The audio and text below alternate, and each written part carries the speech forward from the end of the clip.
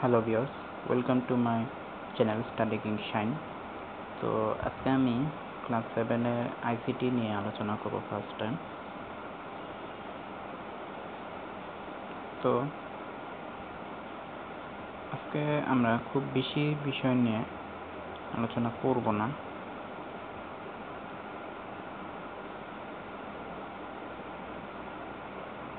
বিশেষ করে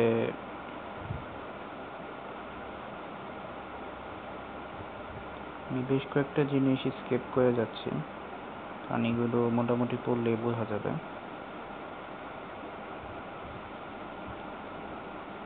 আচ্ছা, এখন আমরা দেখি, এটা একটা পড়ছি কর্মক্ষেত্রে তথ্য যোগাযোগ প্রযুক্তি। কাগজ ব্যবহার না করে অফিসে কাজকর্ম চালানো যে তথ্য প্রযুক্তির একটা ধাপ হয়, তাহলে তার পরের ধাপটা কি হতে পারে? তোমরা অনুমান করো। নিশ্চয়ই সেটা অফিস করা। কিন্তু আমরা সবাই যদি কম্পিউটার দিয়ে করি, আর সব কম্পিউটার যদি নেটওয়ার্ক দিয়ে একটার সাথে আরেকটা জুড়ে দেওয়া থাকে, তাহলে কি আমি সেই কম্পিউটারটা অফিসে বসে ব্যবহার করছি, নাকি বাসায় বসে ব্যবহার করছি? তাতে কি আসা যায়? আসলে কিছুই আসা যায়। সেটাই হচ্ছে সম্পূর্ণ নতুন একজন অফিসের ধারণা। ঠিক আছে, যাই হোক, এটাকে বলা হচ্ছে ভার্চুয়াল অফিস অথবা অফিস অটোমেশন। যাই হোক, এটা তোমরা অনেক উপরে ক্লাসে জানতে পারবা। তো যেটা যাই হোক, আমি যদি এখানে ভার্চুয়াল অফিস, তবে এটার নাম হচ্ছে অফিস অটোমেশন। ঠিক আছে, তো যাই হোক,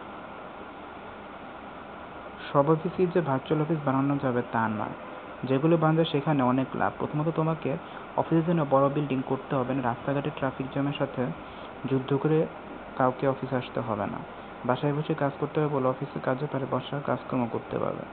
অফিসে নির্দিষ্ট পর্যন্ত কাজ করতে পারে, কিন্তু বাসায় বসে কাজ করলে অফিসের সময় বাইরে অনেক কাজ করা সম্ভব। কাজে ভার্চুয়াল অফিস সাধারণ অফিস থেকে বেশি হতে পারে। ঠিক আছে, তুমি বুঝতে পারলো তো? দেখো, ভার্চুয়াল অফিসে কিন্তু মানে এটা যে সব মানুষ কিন্তু দেখা যায় বাসায় দেখো কাজও করতে পারবে, আবার হচ্ছে অন্যান্য কাজও করতে পারবে বাসায় বাসায়। ঠিক আছে, কিন্তু অন্য দেখো যে এই অফিসে কিন্তু সব খালি অফিসের কাজে কিন্তু সীমাবদ্ধ থাকতেছে। তোরা এই জিনিসটাই বলছো।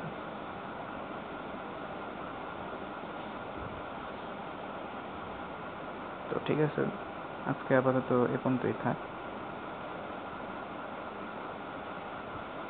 আগামী ক্লাসে আরেকটু আলোচনা, যেমন আজকে আলোচনা করলাম ভার্চুয়াল অফিস নিয়ে, এরপরের ক্লাসে অন্য কোনো টপিক নিয়ে আলোচনা হবে। সবাইকে বিদায়।